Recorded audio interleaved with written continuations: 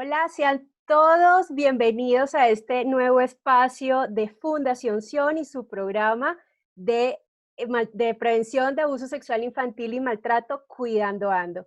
Le doy la bienvenida a la doctora Adriana Trujillo, directora de los programas psicosociales de la Fundación Sion, y a Magda Morales Sánchez, quien es nuestra invitada del día de hoy. Vamos a hablar un poquito de quién es Magda. Magda es licenciada en Lingüística y Literatura con énfasis en etnolingüística. Cuenta con una amplia experiencia trabajando con población en alto riesgo, desplazados, trabajo sexual, LGTB, niños, niñas, adolescentes y sus familias para prevenir la pérdida del cuidado parental y en caso que lo hayan perdido, acompañarlos para reintegrarlos a entornos protectores. Con ellas abordaremos nuestro tema del día de hoy. 3 claves fundamentales que debemos conocer para la protección de los niños, niñas y adolescentes. Estaremos respondiendo sus preguntas al finalizar este live. Les pedimos que se queden con nosotros y que compartan esta transmisión. Bienvenidas Adriana, bienvenidas Magda. Muchas gracias. Bueno, muchísimas gracias, Angie. Bienvenidos sean todos los que se están conectando en este momento. Estamos aquí desde Fundación, este espacio de formación. Les pedimos que allí en sus celulares ustedes tienen o en su equipo están viendo nuestro en vivo, entonces en la parte de abajo ustedes sencillamente le dan compartir para que las personas, sus contactos se conecten con nosotros, estén también conectados y sus contactos nos vean y puedan disfrutar de todo lo que vamos a estar aprendiendo de la doctora Magda en esta tarde. Entonces, pues esperamos que muchas personas nos acompañen, nos eduquemos con respecto a este tema. Yo estoy haciendo aquí mi tarea también, compartiendo en mi WhatsApp, entonces también pueden hacerlo de esa manera. En su WhatsApp ustedes también comparten el enlace para que más personas se conecten y puedan estar pues con nosotros en sintonía. Esa es la idea, que estemos conectados. Bienvenidos sean todos. Recuerden que la Fundación Sion tiene un programa que se llama Cuidando Ando. El programa Cuidando Ando se enfoca en la prevención de abuso sexual infantil. Desde mediados de este año hemos estado generando contenidos para que ustedes reciban información de valor, escritos, en video, porque necesitamos educar, masivamente educar a la comunidad, a padres, a niños, a cuidadores, pero principalmente padres y cuidadores se eduquen, aprendan de estos temas, los conozcan y generemos una cultura de prevención al interior de nuestras familias, de nuestros barrios, de nuestras comunidades, de nuestras iglesias. Necesitamos ser una voz de prevención para los niños, niñas y adolescentes que están siendo tan vulnerados en este tiempo. Bueno, siempre lo han sido, lastimosamente, pero se ha visibilizado este fenómeno y por eso estamos saliendo al paso, siendo respuesta a esta necesidad. Entonces, bueno, pues gracias a la doctora Magda por acompañarnos, por estar con nosotros, porque de su conocimiento vamos a aprender muchísimo en esta tarde. Entonces, pues doctora, para comenzar, quiero que por favor compartas con nosotros esta respuesta a esta pregunta. ¿Quiénes son los responsables de la protección de los niños, niñas y adolescentes? Buenas tardes a todos y todas. Agradecerle a la Fundación Sion por la invitación.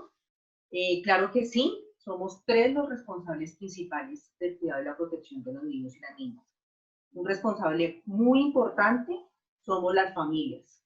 Las familias, los adultos cuidadores, los que estamos en primer acercamiento con ellos, somos los principales que debemos estar ahí, cuidando a los niños, protegiéndolos.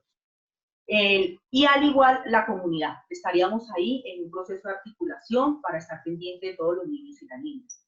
Aparece luego la sociedad civil, aquí aparecemos todos, todos somos los responsables de estar ahí cuidando no solamente a los niños de nuestras familias, sino también los niños de nuestra ciudad, los niños de nuestra sociedad. y como principal garante es el Estado, ¿sí? Pero somos los tres los corresponsables de estar al pendiente de la infancia de los niños y niñas. Aquí en Colombia venimos trabajando ese tema. El día de ayer estaba la Convención de los Derechos de los Niños y las Niñas, que son 31 años, y pues nosotros hacemos parte de esta convención. Es así como nosotros vemos a los niños como sujetos políticos de derechos. Desde el primer momento, ellos tienen derecho a la vida, luego tienen derecho a un nombre, luego tienen derecho a un apellido, un derecho a una nacionalidad. Desde ahí partimos y tenemos que comenzar a trabajar. Desde nuestra constitución política lo hacemos de que aparte de que tienen estos derechos, también el artículo 44 cuando habla en la constitución política, dice que aparte de que ellos deben ser protegidos, tienen una sobreprotección, ¿sí? Porque es el interés dentro de la infancia en nuestra Colombia. Desde ahí comenzamos nosotros a hacer todo el trabajo, comenzamos a garantizarlo, principalmente en nuestras casas, cómo es que nosotros también comenzamos a formar a nuestros niños que también tienen unos derechos y aparte de eso que también hay unas corresponsabilidades. Como bien sabemos, nosotros como ciudadanos tenemos una ciudadanía emancipada. Esa ciudadanía emancipada es que sí, yo me reconozco como sujeto de derecho, pero también tengo una corresponsabilidad con mi ciudad. No solamente quedarnos que algunos estamos en una ciudadanía solamente asistida. Esa ciudadanía asistida es que solamente estamos esperando que el Estado sea el que comience a darnos esas necesidades, a cubrir esas necesidades básicas, pero no hay una inferencia o no hay una transformación frente al cuidado y la protección.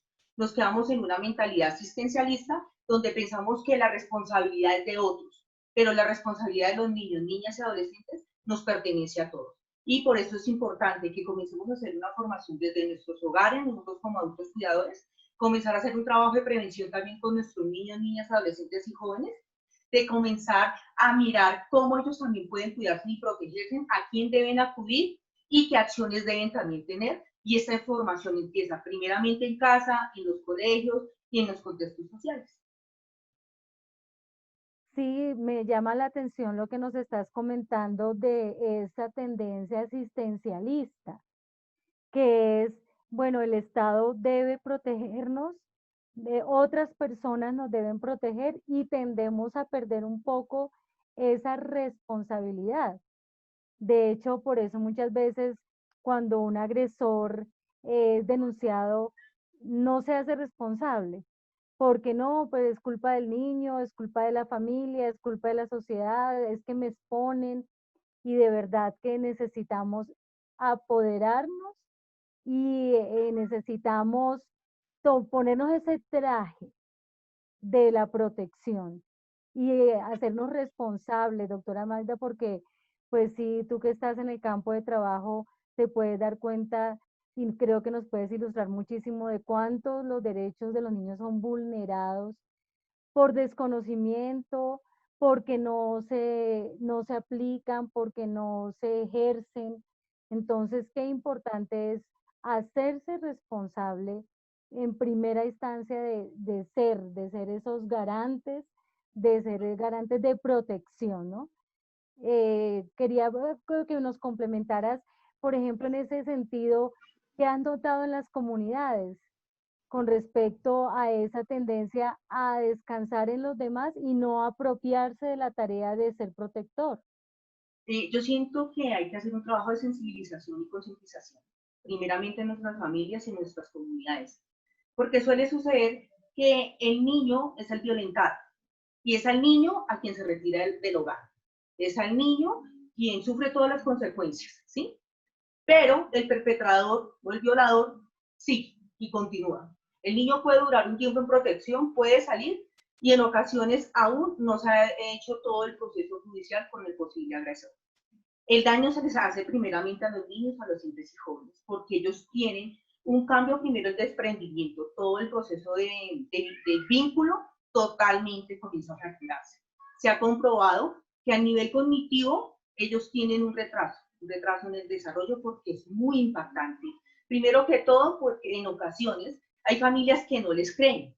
Se dice que el niño es el mentiroso, que el niño es el que está mintiendo, pero cuando un niño de 2, 3, 4, 5 años está replicando conductas asexuales, pues no es normal, algo debió haber pasado, ¿sí? Y el niño se le dice o comienzan a generarse como esa especie de que el niño es malo, que el niño mire con lo que está saliendo, que el niño tan grosero. No, al contrario, tenemos que ponerle cuidado a todos esos indicios donde nos estamos dando cuenta que un niño a esa corta edad no puede estar teniendo conductas sexualizadas, ¿sí? Es por eso que hay que escucharlos. Es importante escuchar a los niños, hay que creerles a los niños, porque en ocasiones, tras que entraron a una institución de protección, ellos fueron los culpables de que hubiera un problema en casa, que por la culpa de ellos algún familiar, algún conocido estuvo perjudicado, pero jamás nos colocamos en los zapatos de los niños. No nos miramos el que está sintiendo, lo que él está viviendo allá. Y esto genera en ellos pues muchas inseguridades. En muchas ocasiones pueden suceder dos cosas. Si nosotros no tenemos una atención a un niño que tuvo un presunto abuso sexual, que no solamente es penetración, sino también son tocamientos, exposición a la pornografía, masturbarse delante de ellos, colocarlos a que también les hagan este tipo de acciones a otras personas. Lo que se hace es que a veces se estigmatiza. Entonces, si el niño no recibe una atención adecuada, entonces puede ser que este niño obviamente quedó estimulado sexualmente de la peor forma. Entonces, como todos sabemos, pues queda el placer y siempre va a estar buscando tener contacto sexual. Entonces es cuando a veces estigmatizamos que ese chinito loco, que la niña, que mire, que por allí, pero no nos ponemos detrás de ese ser donde hay una historia. La otra situación que puede suceder es que, dado a la situación que se presentó, estos niños, estos niños adolescentes, se les da dificultad interrelacionar con otros. Cuando ellas puedan tener pareja o quieran establecer ya como una relación, para ellos va a ser muy difícil porque, como todos sabemos, la primera relación sexual en el ser humano marca. Y el hecho de no haber hecho un buen proceso, lo que se hace es que se tenga temor a tener pareja. No es fácil porque se puede volver a recordar la situación vivenciada que no fue de la mejor forma. Entonces, desde ahí es importante que le coloquemos cuidado a los niños, tenemos que escucharles, tenemos que creerles y debemos pedir la ayuda adecuada para ellos. Hay que atenderles en el momento, porque posiblemente cuando ellos sean padres, van a ser o padres sobreprotectores, donde siempre van a dudar que todo el mundo les va a hacer daños a sus niños, dada la experiencia que tienen, por justa razón, o van a ser padres que van a comenzar a normalizar o legalizar que no, pues si a mí me pasó, pues como que qué vaina, también le pasó a él, ¿sí? A veces tenemos situaciones donde los niños, niñas son abusados desde muy pequeños, entonces dentro de sus imaginarios es normal que de pronto papá, mamá o alguien de la familia los esté abusando. Entonces se descubren en el colegio y son los colegios o los hospitales los que hacen la denuncia. O cuando ellos crecen y entran en una adolescencia, ya no lo ven normal. Entonces, ellos, ¿qué hacen? Replicar esto con sus amigos, con sus compañeros, con sus familiares, y hay que tener mucho cuidado cuando hay algún indicio.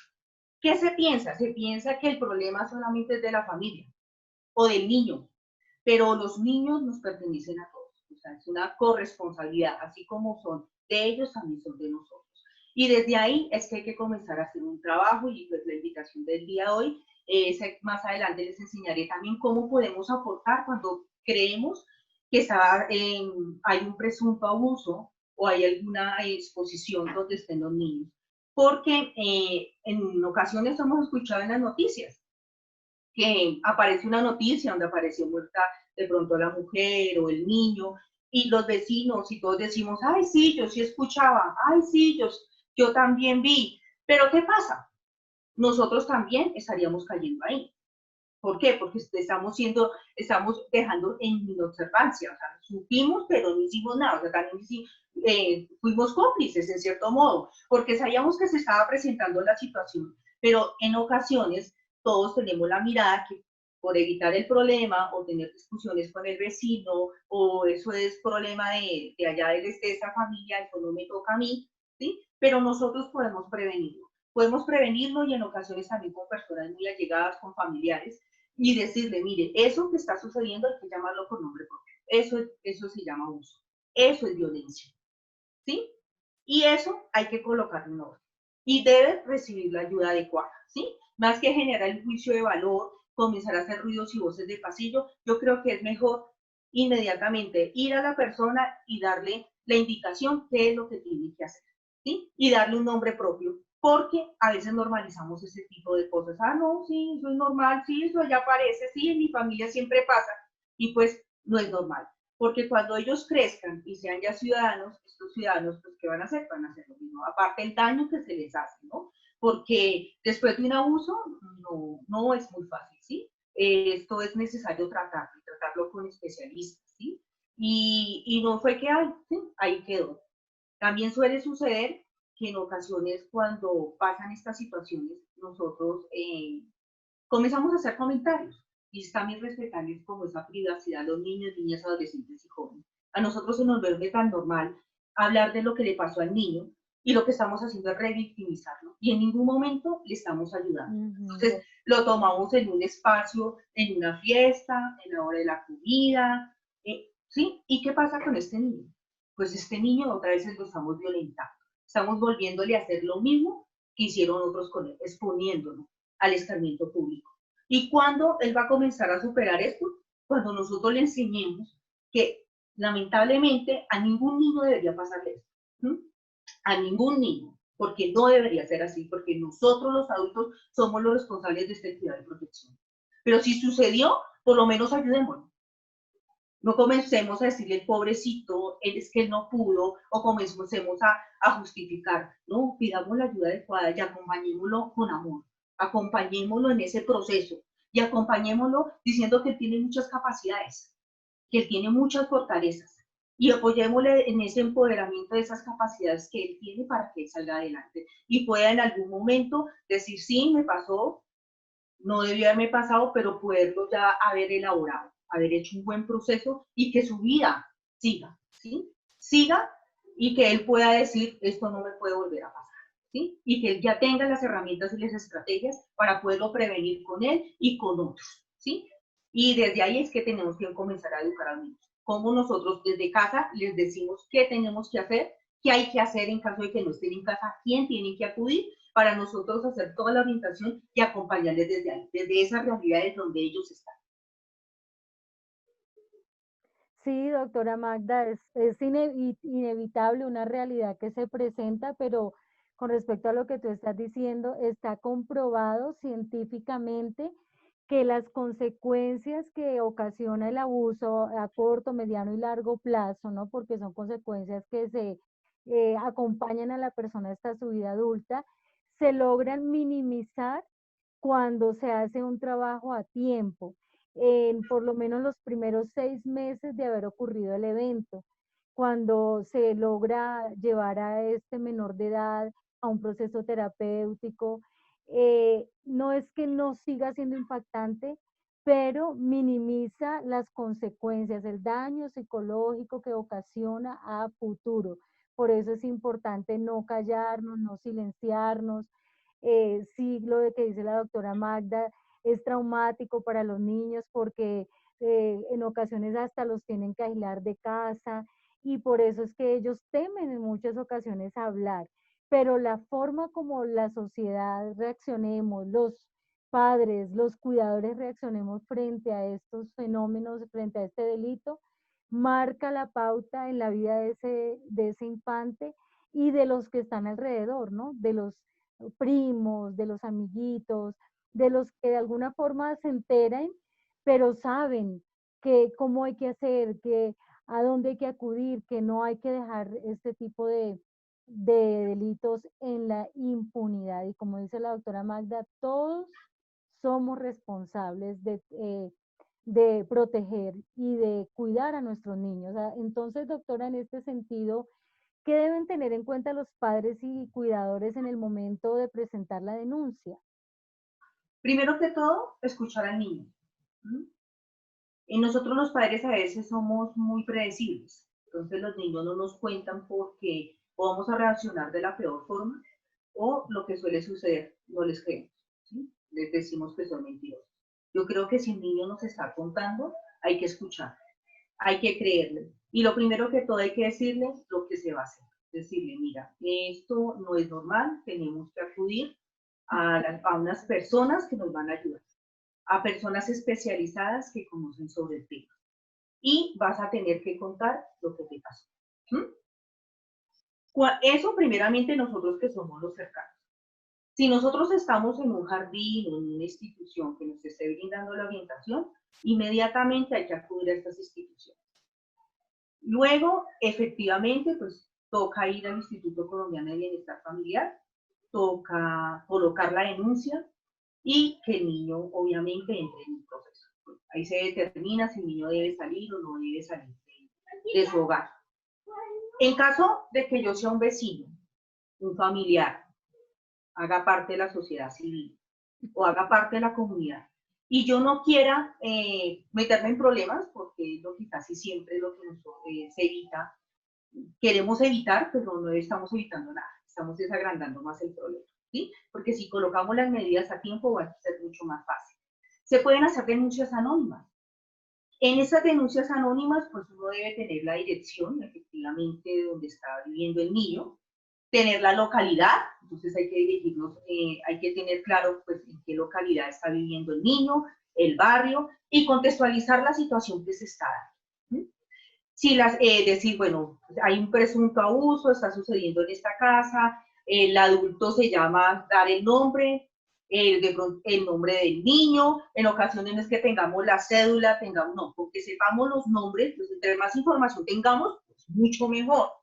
Pero si de pronto solamente sabemos el nombre del niño o del adulto, con el nombre del niño y del adulto y con la descripción que se haga, se puede llamar a una línea telefónica y colocar la situación que se está presentando. Eso cuando no sabemos manejar en ocasiones internet. Entonces, llamamos por la línea telefónica, informamos, nos van a pedir estos datos y siempre nos van a decir que si queremos dar el nombre. Entonces, uno lo que quiere decir, no, si no quiero meterme en problemas o me pongo yo también en riesgo, no quiero tener dificultades, pero está sucediendo esta situación. Entonces, no estamos obligados a dar nuestro nombre, obviamente no lo van a solicitar, pero uno puede decir que no lo quiere dar por X o por qué razón. Luego de que se puede hacer esta denuncia, hay que pedir el nombre del funcionario que lo está atendiendo uno vía telefónica, hay que solicitar un radicado de esa denuncia y por medio de ese radicado con el nombre del funcionario que nos atendió, se puede hacer seguimiento a esta denuncia. Se puede volver a llamar a ese mismo número de teléfono, decir, mire, el día tal yo coloqué una denuncia y este fue el número radicado, yo quiero saber en qué va este proceso porque la situación continúa igual o no he visto nada, ¿sí? Eso lo podemos hacer así. Y cuando ya tomamos la decisión, pues como lo dije anteriormente, si ella es una situación de riesgo, pues inmediatamente toca llevarlo al hospital más cercano y desde ahí comenzamos, pues el hospital activará pues la ruta. Y una vez se activa la ruta de abuso sexual, casi siempre los que denuncian son los hospitales y colegios y lo que hay que hacer son activar rutas. Si son fundaciones o instituciones, lo mismo, tienen que activar la ruta del abuso sexual. Eso, no sé qué otra pregunta. Claro, todo esto para el restablecimiento de los derechos del niño, ¿no? Para Sí. evaluar su estado físico, emocional, para alejarlo de la persona que lo está agrediendo. Entonces, para todos los que nos están escuchando, recuerden lo que la doctora nos ha enseñado. Pueden hacer la denuncia anónima, no necesitan dar su nombre, tienen que dar con claridad la dirección de la casa y, muy importante, tomar el radicado de esa denuncia para que ustedes le hagan seguimiento y pregunten, no he visto que llegaron, si llegaron, no llegaron, y la verdad es que sí, el bienestar familiar lo hace. Van hacia la casa para ponerse al tanto de lo que está sucediendo. ¿Querías comentarnos algo, doctora Magda? Sí, eso es cuando, digamos, no nos gusta meternos a redes, porque existe una línea por internet, que es la línea que tiene el Instituto Colombiano de Bienestar Familiar, donde también se pueden hacer este tipo de denuncias.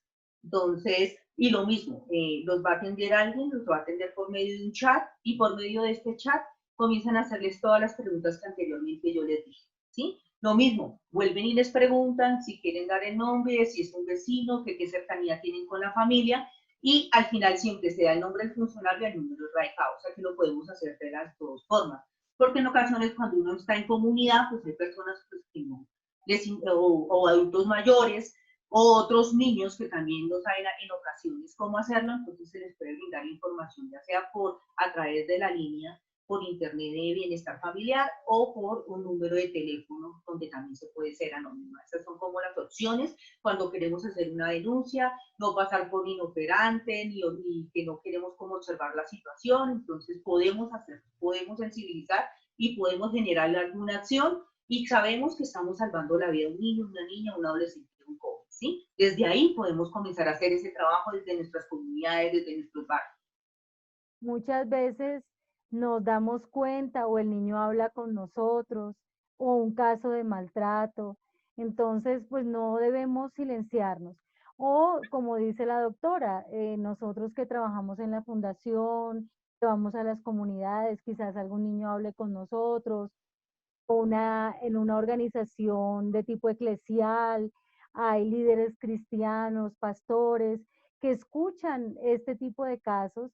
Entonces, pues la motivación es a no tratarlo como un pecado solamente, sino como un delito y presentar la denuncia, no hacernos cómplices de ello. La ley establece que si nosotros somos cómplices y no hablamos, esto nos puede acarrear una multa que va dentro de, el rubro es 13,3 salarios mínimos hasta 73 salarios mínimos nos puede acarrear la multa por nosotros no hablar, no decir cuando nos hemos enterado, hemos escuchado un caso como esto, ¿no? Entonces, si un niño habla es porque confía en nosotros y necesita de nosotros. Es difícil hablar, si para un adulto es difícil contar una experiencia como esta cuando le sucede, ¿cuánto más un niño? Y si un niño habla, no debemos desestimarlo, porque no es que él a voz populi va a gritar lo que le está pasando y con un empoderamiento lo va a contar. Para él no es fácil, es difícil lo que está viviendo, entender lo que está viviendo. Entonces, si hay una pronunciación de un niño, pues hay que actuar. Entonces, bueno, doctora Magda, ¿cómo podemos hacer esa denuncia? Si se presentó este caso, nos enteramos o tenemos un caso de maltrato que estamos escuchando en nuestra comunidad o de pronto un niño habló con nosotros o una mamá, una tía, mira, me enteré de esto, esto está sucediendo, ¿qué debemos hacer? ¿Cómo Bueno, debemos presentar la denuncia?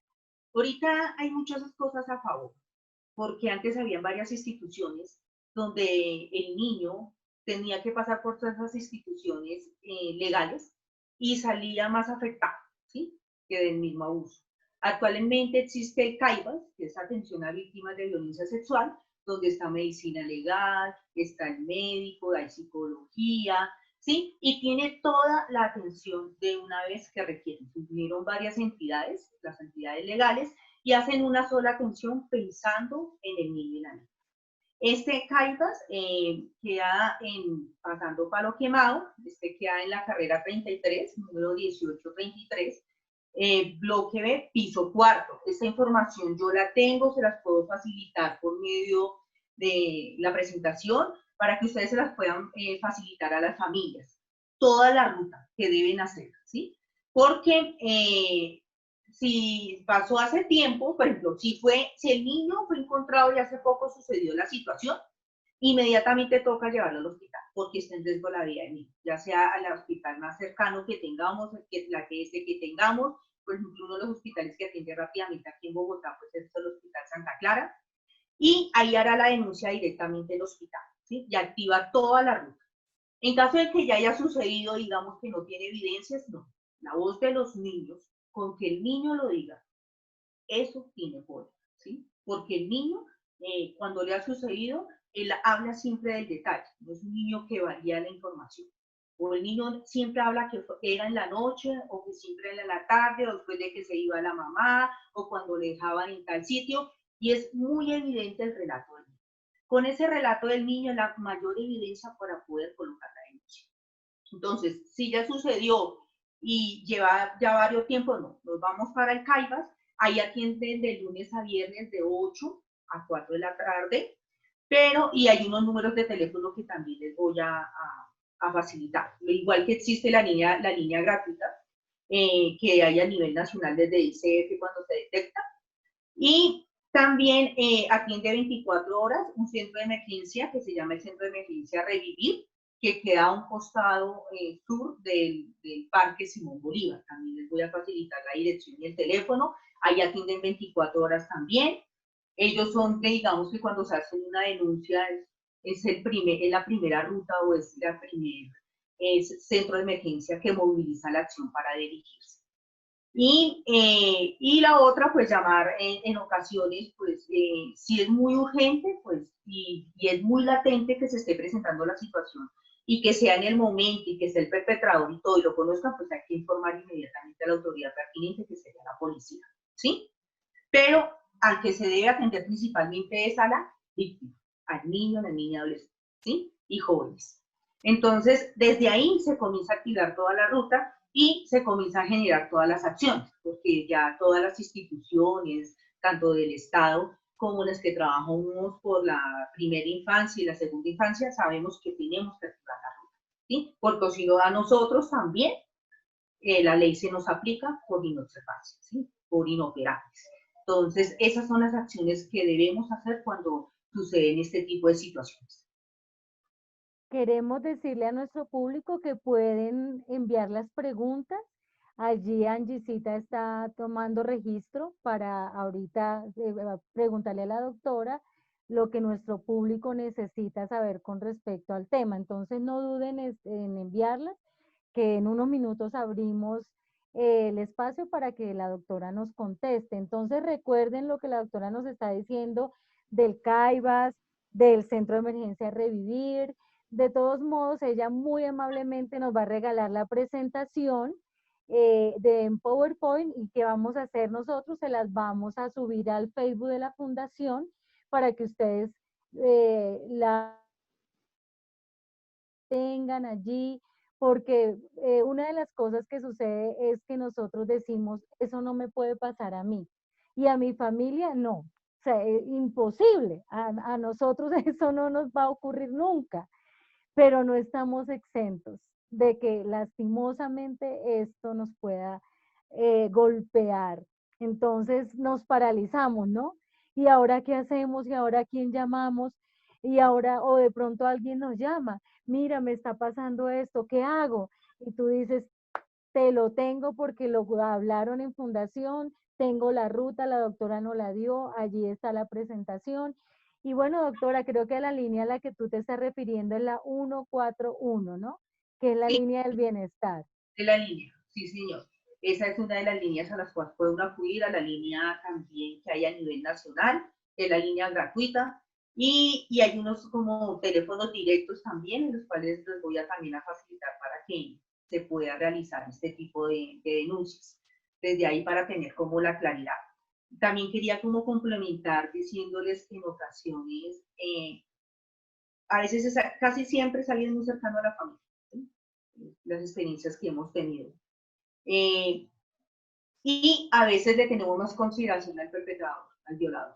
No, es que él nos dijo que iba a cambiar, que de pronto él dijo que no sé qué. Nos quedamos callados. Hoy le tocó a ese niño, mañana le va a tocar a otro y luego a otro, ¿sí? Entonces, esa persona también necesita, ¿sí? Y esa persona también hay que denunciar y también necesitará la ayuda. Pero no podemos permitir que mientras nosotros como familias queremos seguirlo tapando porque es fulanito, que es periancianito, pues lo que estamos es previniendo que esto no le suceda a más niños, más niñas y adolescentes. Entonces, desde ahí hay que comenzar también cómo hacer este tipo de trabajo. Otra cosa que a nosotras se nos presenta es que en ocasiones nosotros, bueno, muchas familias se reúnen en ciertas épocas o en ciertas celebraciones y a la madrugada se nos ocurre que, digamos, comencemos a acomodar primero a las embarazadas, a las abuelitas y a los niños. Y lo que hacemos es utilizar una habitación, un colchón y todos los niños los dejamos en el mismo espacio. Lo mismo cuando se dan de paseo, entonces todos los niños en una sola habitación. ¿Qué pasa? Suele suceder que de pronto uno de estos niños ya fue tocado o fue víctima ya. Y él lo que va a hacer es replicar con nosotros. Entonces, es como también tener cuidado que no todas las veces, por más que estemos familiarizados y todos nos negamos cuidadosos con nuestros niños, tengamos cuidado con nuestros niños. Entonces, también hacerles como una invitación que a veces en esos espacios que estamos socializando perdemos de vista a nuestros niños cuando son a los que más atención tenemos que cuidar, ¿sí? Hay que estar ahí pendientes como de ellos. Entonces, sí se nos presentan este tipo de situaciones dentro de la normalidad. Ay, que es que estaban jugando y no nos dimos cuenta y en esa encerrada pasó algo. No, ¿qué está pasando? Y más que culpar al otro niño que es un sucio, que es un cochino, que no, algo está pasando también con el otro niño y tenemos que también mirar cómo generamos esa atención. Porque aparte de que le sucedió, lo estamos estigmatizando y no le estamos prestando la atención que merece el niño. O sea que mucho cuidado en esta Navidad, que todos estamos ávidos de reunirnos porque hemos estado muy aislados, pero entonces no perdamos de vista los cuidados que la doctora nos está indicando, estar muy atentos de la forma como duermen los niños, con quién, los adultos debemos ser muy respetuosos frente a ellos y sí, realmente un abusador está comprobado que sí, que el 99% de los abusadores reincide. Entonces, por eso requiere que este crimen no quede en la impunidad. Y un abusador, por lo general, comienza joven, en la adolescencia, y puede agredir hasta 300 niños en su vida, si no es detenido, ¿no? Entonces, es un tema que no hay que subestimarlo. Bueno, muchísimas gracias. Creo que ya Angie tiene algunas preguntas, entonces abrimos el espacio, Angie. Gracias, gracias, doctora Adriana. Bueno, Magda, la primera pregunta es de Jorge Molano y dice, ¿cuáles son las razones más frecuentes por las que hay padres que no le creen a sus hijos cuando comunican sobre estos eventos? Vemos un alto índice, más ahorita en estas emergencias sanitarias, vemos que a veces prefieren a las parejas. Hemos tenido situaciones donde las dicen que es que la niña no quiere que tenga pareja su mamá. Ahora nos estamos dando cuenta que no solamente los abusadores son los hombres, las mujeres también. Entonces preferimos en ocasiones a nuestras parejas. Hemos tenido casos de que entonces nos unimos los tuyos, los míos y los nuestros. Y vuelvo a lo mismo. Entonces en nosotros, en ese idilio de amor, revolvemos en una habitación de todas las edades. Un preadolescente, un adolescente, un niño de segunda infancia y lamentablemente el chico que está en plena exploración sexual o el otro chico que de pronto ya pudo haber sido abusado, en estos momentos es cuando coge a los otros niños y replica lo que está haciendo. Entonces, por no querer perder a sus parejas, entonces preferimos, si nuestros niños se quieren en bienestar, para mantener nuestros parejas, nuestros hogares, en ocasiones hasta sus hijastros, ¿sí? Entonces, es como una sensibilización y concientización de que, pues sí, primero fuimos mujeres, primero fuimos hombres, pero también primero somos padres, ¿sí? Y que hay que tenerle cuidado a estas situaciones. Entonces, le colocamos como prioridad a otros, ¿sí? O lo que yo digo, que era el tío, que qué pecado, que cómo vamos a hacer. Entonces, tenemos más consideración con nosotros que con nuestros propios niños, niñas y adolescentes. Entonces, preferimos tapar, en ocasiones queden con ellos, porque yo no voy a perder a mi pareja. A veces cuando uno hace el acompañamiento, cuando ya va a haber un reintegro, entonces uno llega, visita sorpresa, y en esa visita sorpresa encuentra el presunto perpetrador, y casualmente fue ese día. Casualmente, no había ido en todo el año, pero ese día fue, ¿sí? Que no, que es que vino a visitarme, que no. Si el perpetrador está ahí, el niño va a ser reintegrado y no va a volver a un lugar donde sea un entorno cuidador y protector, sino quien lo mandó a abrir la boca, eso le pasó porque usted me metió en problemas. Entonces, si se hace un reintegro bajo esta forma, el niño entra en otro tipo de violencia, por mentiroso, usted fue el culpable de meternos a la familia en problemas, usted por qué habló, usted por qué dijo. Entonces, los problemas no son los niños, los problemas somos nosotros, los adultos. Pongámonos en el zapato de ellos, ¿sí? Que nosotros tenemos que mirar cómo solucionamos y cómo también colocamos límites. Y esa va a ser la forma como también yo le enseño a poner límites a nuestros niños. Y desde ahí yo digo, es creerle a nuestros niños. En ocasiones no les creemos. ¿Sí? Así de sencillo. Y qué triste que a los adultos se nos olvide que fuimos niños también. El dolor que siente un niño cuando su papá o su mamá no le cree, eso no tiene comparación. Es una orfandad del alma que se le forma al niño en el corazón.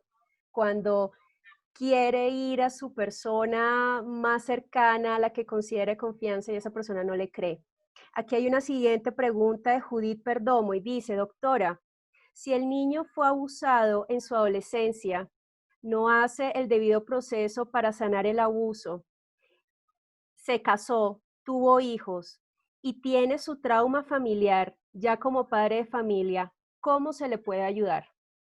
Primero que todo, la ley dice la ley de prescripción, que nos dice que se puede denunciar 20 años después de haber sucedido el abuso sexual. Primero que todo, se podría denunciar el abuso sexual. Eso en primera medida legal. Segundo, él ya tiene un hogar, ya estableció, va a ser también papá, él necesita de una ayuda. Independientemente que él ya esté adulto, suele suceder, y cuando uno atiende madres, su familia atiende hombres, en nuestros espacios, muchas veces lo callamos, y más los hombres. Lo callan porque obviamente, y también las mujeres obviamente, pero lo callan por vergüenza, lo callan porque yo soy hombre. Hemos tenido en ocasiones de que como yo fui violado, fue violentado, entonces ahora quieren mostrar su virilidad. Yo soy hombre, yo soy macho, ¿sí? Y comienzan a generar violencia, ¿sí? Porque es una forma de negar lo que me pasó. O en otras ocasiones son demasiado inseguros, son demasiado callados, aún lo padecen y lo lloran. Hay que buscar una ayuda especializada. Efectivamente, ya sea la situación de que pronto quiere negar mostrando su virilidad, en otra ocasión, cada vez que entra en una depresión, vuelve el recuerdo de la situación vivida. En cualquiera de las situaciones que se presenten, deben recibir una ayuda adecuada.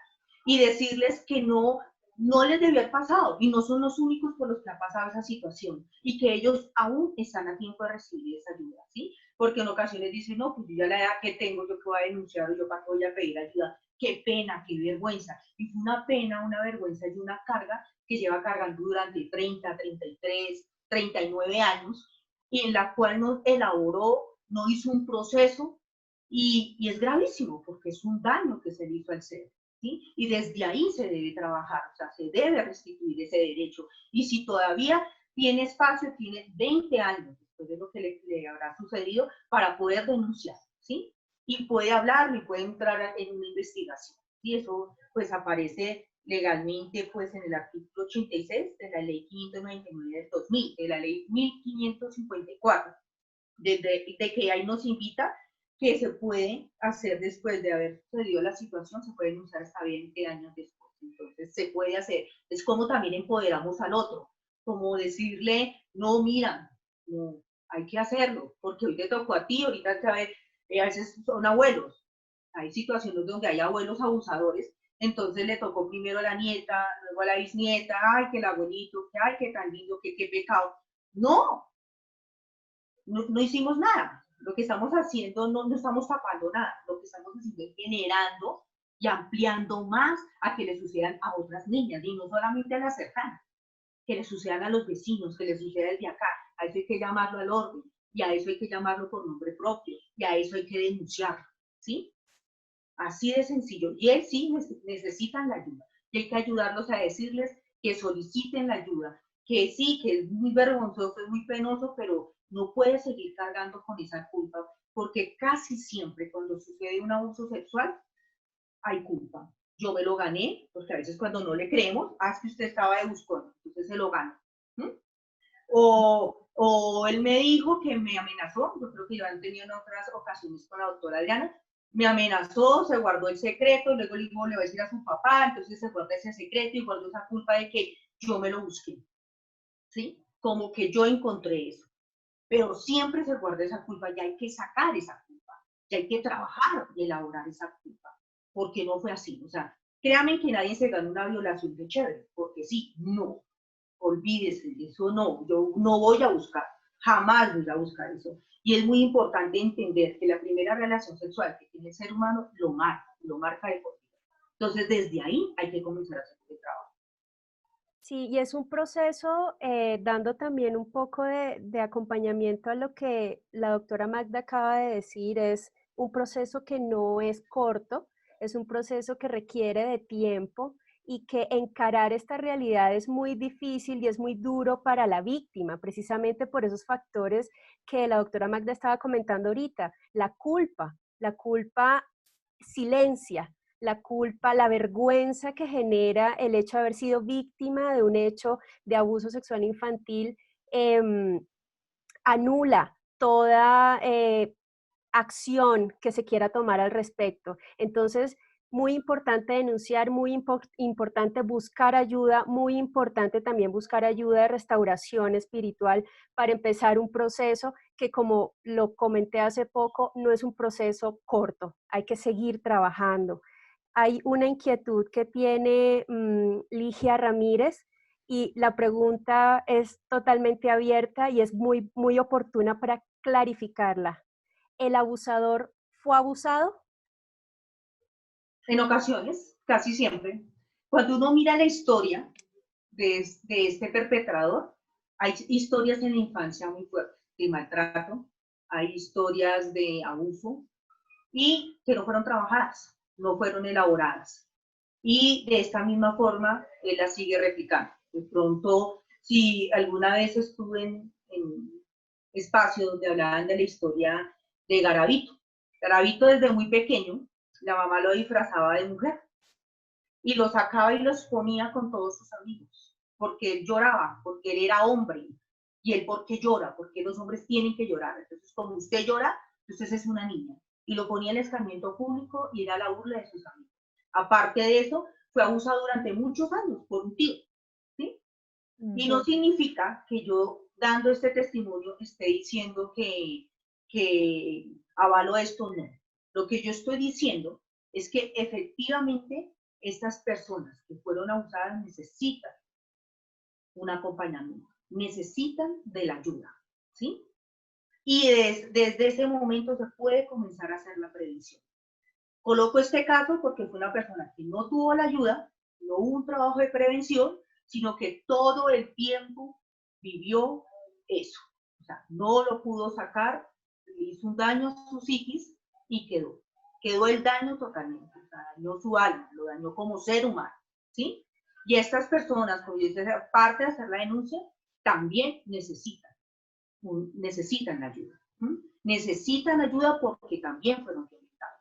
Casi siempre fueron violentados dentro de la experiencia que yo llevo.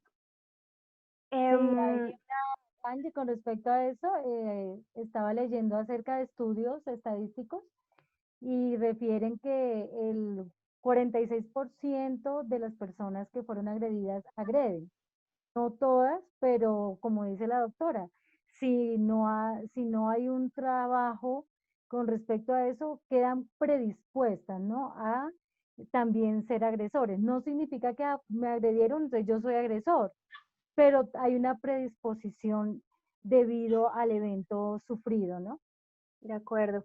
Doctora Magda, en un caso de violación, si tenemos alguna persona tiene la posibilidad de estar de cerca ante una niña, niño y adolescente que haya sido víctima de violación en el momento reciente, ¿qué se debe hacer y cómo se debe denunciar este caso? ¿Qué proceso debe seguir uno ya que está acompañando a este infante, a este niño, para poder denunciar?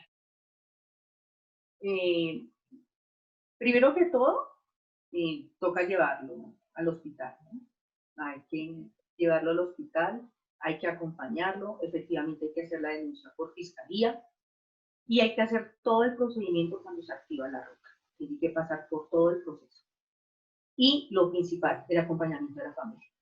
No hay que dejarlo solos. Yo creo que una de las situaciones a veces en las que se encuentran es que no tienen ese acompañamiento de la familia o que encuentran un acompañamiento de la revictimización. ¿Sí? Desde esa revictimización, pues no se está ayudando a elaborar el proceso, pero hay que activar la ruta. Si yo soy una institución, inmediatamente tengo que informar y colocar la denuncia ante el ICBF. ¿En dónde? En la localidad donde viva el niño. ¿Sí? Si yo soy institución. Si soy colegio, lo mismo. Tengo que inmediatamente activar la ruta. Lo mismo lo hace el hospital, de donde viva el niño. Desde ahí hay que hacerlo. También quería hacer una aclaración con la pregunta anterior. Es que cuando yo hablo de abuso sexual, no solamente estoy hablando del abuso sexual de penetración, también estoy hablando de tocamientos. También estoy hablando cuando yo expongo a un niño a ver pornografía y que el niño quedó estimulado inmediatamente y él empieza a estimular y a estimular a otros. O cuando se expone también al niño a que toque a otros para que comience a estimular. ¿Sí? Yo no soy, cuando también verbalmente, también es manoseado. ¿Sí? Entonces yo no hablo del abuso sexual solamente cuando hay penetración. Se han tenido casos de abusadores o perpetradores que ellos no hacen tocamientos, ellos saben cómo limpiar eso, sí, pero dejan muchas huellas, ¿sí?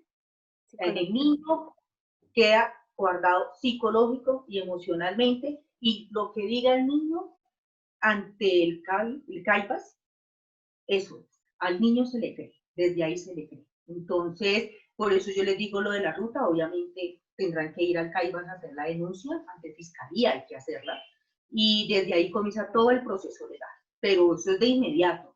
A veces uno como que mira para un lado y se hace, no, está en juego la vida de un niño, está en juego un futuro, ¿sí? El futuro de nuestro país, a eso hay que ponerle cuidado, y más en estos tiempos de pandemia que se aumentó los abusos. Y no estoy hablando solamente de lo que dije anteriormente, todos los abusos que pueden haber frente al abuso. Entonces, desde ahí hay que trabajar. Así es. Y la vida de un niño que fue abusado en su edad adulta es muy complicada. ¿Has tenido experiencia, doctora Magda, en encontrar estos casos? Háblanos un poco descríbenos cómo es una persona adulta, hombre o mujer, que ha sido abusado y que ha tenido que pasar por estas experiencias en su vida. ¿Cómo es su vida? Obviamente, mucha inseguridad, ¿sí? Hay mucha inseguridad, hay muchos temores. Y estas mismas inseguridades y estos mismos temores, pues, permean a sus hijos. Entonces, o son demasiado sobreprotectores, ¿sí? Donde creen que en todo lado les va a suceder a sus hijos y pues los limitan, los están limitando, porque más que es enseñarles cómo cuidarse y cómo prevenir que les suceda esto, a quienes deben acudir, que eso es lo que hay que hacer. En otras ocasiones hemos tenido situaciones de mujeres que fueron violentadas desde muy pequeñas, entonces para ellas se les volvió normal, lo legalizaron, ¿no? Para mí era normal que en la familia, en ciertos sectores de nuestra Colombia, los tíos abusan de las niñas, es como muy normal, entonces lo normalizan y como que lo legalizan y pues no proceden, no hacen nada, o sea, ya son demasiado negligentes, o sea, ya son también, o sea, están siendo inobservables, ¿sí? Entonces están siendo negligentes en el cuidado y la protección, ¿sí? Desde ahí, frente a las experiencias con hombres, pues efectivamente casi siempre hombres y mujeres se refugian en el consumo de sustancias psicoactivas o en el alcohol, bueno, buscan cómo evadir esa situación. Cuando les marcó tanto este tipo de abuso, ellos miran y comienzan a buscar la forma de evadir esa situación, esa realidad en la que estuvieron y comienzan a hacer uso de sustancias psicoactivas. También son padres en ocasiones maltratantes, ¿sí? Generan violencia, generan unas posturas que creen que es la forma de cuidar y proteger a sus hijos. ¿Sí? Entonces se vuelven, a veces son como unos estilos de crianza muy autoritarios, no es un estilo de crianza democrático, que es un estilo más saludable, donde se acompaña en el proceso al hijo, independientemente que yo no esté de acuerdo que sea pintor o músico, deportista o abogado, bueno, no importa, lo importante es que sea lo mejor en lo que decide hacer y se hace un buen acompañamiento. Entonces se hacen unos estilos de crianza muy autoritarios, ¿no? Mientras viva aquí, mando yo y se hace lo que yo diga y creen que es la forma de ejercer una autoridad con poder, no ganada, sino impuesta. Y es la forma como creen que están cuidando y protegiendo al otro. Y lo que están haciendo es que cuando se cría un hijo en unas posturas muy autoritarias, salen dos. O uno que de puertas hacia delante los papás todos dicen sí y de puertas hacia afuera se desborda y pasan todos los límites. Otros que efectivamente pues son inseguros, nunca los dejaron decidir, no tuvieron voz y votos, no hubo una participación, entonces van a conseguir un tipo de parejas que siempre les aprueben todo, entonces como que los cuiden. Entonces si me dicen no entra a estudiar esto, pues no lo estudio, o si me dicen estudia esto, lo voy a estudiar, pero sin siquiera sentirme bien, ¿sí? Porque estoy estudiando lo que yo quiero, no estoy cumpliendo mi sueño, sino que estoy cumpliendo el sueño de otro, ¿sí? Entonces se vuelven. Y otros, pues son unos estilos de crianza muy permisivos. Entonces, que en ese cuidar y proteger con el tiempo, cero normas, cero reglas, o sea, se van al otro extremo, el autoritario, y el que sale, como que el que manda o lidera a la familia es el niño. El niño lo que necesita es orientador, orientación, cuidado y acompañamiento. Entonces, si él decide no estudiar, pues no estudia. Si él no quiere irse a la casa, no se va. Y cuando nos dimos cuenta es que ya tenemos ese tipo de familias donde el hijo viene y genera violencia en la casa, no se quiere ir, pero tampoco hacen, violenta a todos, entonces son demasiado permisivos. Y efectivamente, si llega a conseguir pareja, pues va a ser una persona pues demasiado violenta hacia las otras personas. Pero el que manda es el niño adolescente y joven, o más adelante el adulto, y todavía llega a casa y pega al papá, y le pega a la mamá, al abuelo. Y ese es el tipo de acciones que nosotros vemos dentro de estos procesos. Al principio de la entrevista mencionabas que los garantes de la protección son principalmente la familia, luego la sociedad y seguidamente el Estado. ¿Tienes un mensaje que le quieras decir a los padres de familia para proteger a sus hijos? Sí, yo creo que tenemos que comenzar a acompañar desde el amor. Tenemos que tener la claridad que se maneja ahora, una mirada que se dice, no, es que yo soy la mejor amiga o soy el mejor amigo de mi hijo. No, nosotros tenemos que tener claros nuestros roles. O soy mamá o soy el amigo. Porque si soy el amigo o la amiga, entonces voy a ser la confidente, voy a ser la cagüeta. No. Siempre tenemos que pararnos en el rol que estamos cada uno en nuestros hogares. Acompañar con amor, acompañar con respeto y principalmente con ejemplo. Porque a veces decimos, pero en el hacer somos otros. Y desde ahí se puede hacer un buen acompañamiento. Hay que escucharnos, hay que escuchar mucho a los hijos, también tener en cuenta. Yo creo en que la participación de los niños y niñas en una familia es muy importante. A veces dejemos que de vez en cuando ellos decían la ropa, que no les combina nada, pero desde mi observación me voy a dar cuenta cuál es el color que les gusta, me voy a dar cuenta cuál es el traje que más les llama la atención, ¿sí? También acompañemos desde ahí, de pronto lo que yo decía hace rato, no quiero que mi hija sea docente, pero si mi hija quiere ser docente, acompañémosla y que sea la mejor docente, ¿sí? O mi hijo, pero que sea el mejor y que se lo goce, que se lo disfrute, ¿sí?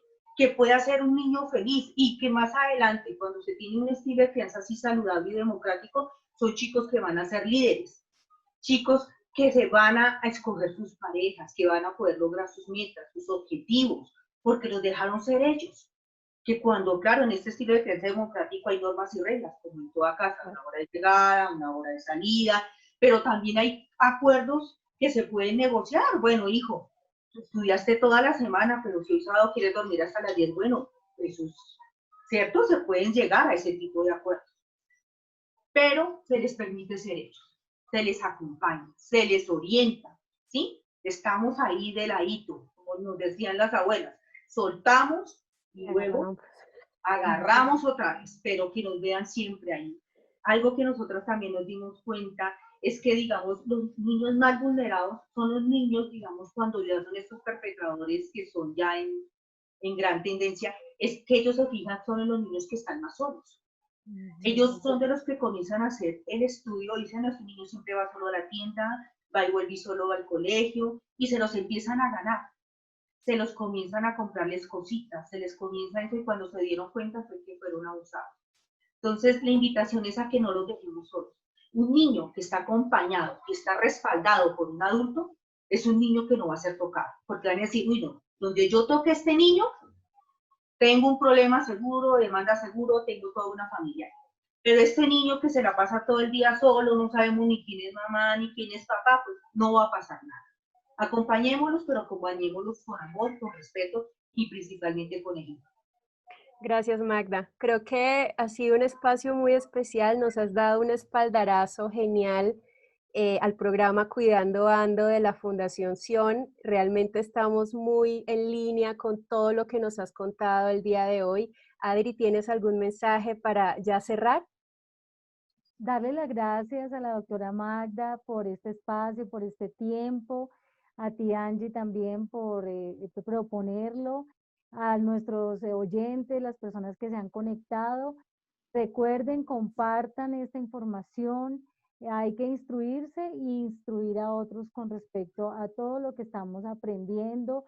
Les invitamos a que nos sigan en las redes sociales, a que nos sigan en nuestra página web. Ahí siempre vamos a estar eh, lanzando contenido, vamos a estar dando contenido de valor porque entendemos que una de las tareas del programa Cuidando Ando es generar esa prevención masiva, ¿no? Esa prevención universal, comunitaria. Nosotros como programa vamos el otro año confiando en que todo se nos vaya normalizando, vamos a comenzar un trabajo directo en una comunidad de Bogotá. Vamos a ir directo a la comunidad a realizar unas jornadas de entrenamiento familiar en toda esta temática, pero no dejaremos de estarles educando, aprovechando estos medios, porque una comunidad educada es una comunidad que crece en cultura de prevención y necesitamos generar esa cultura masiva. Muchísimas gracias a todos por conectarse. Gracias, doctora Magda, de verdad, por esta riqueza. Aquí yo anoté varias cositas Sí. porque tenerlas en cuenta. Y bueno, recuerden que vamos a publicar la información de la ruta para que ustedes la encuentren en nuestra página y sepan qué hacer ante un evento como este. Gracias a la doctora Adriana, gracias Magda, de verdad ha sido un espacio maravilloso, las personas que han estado conectadas con nosotros han estado ahí súper constantes en la transmisión, gracias a todas las personas que nos vieron el día de hoy y los esperamos en una próxima con un nuevo live, con un nuevo tema de Fundación y el programa Cuidando Ando. Un abrazo y un beso grande para todos, feliz fin de semana. Chao, chao. Chao.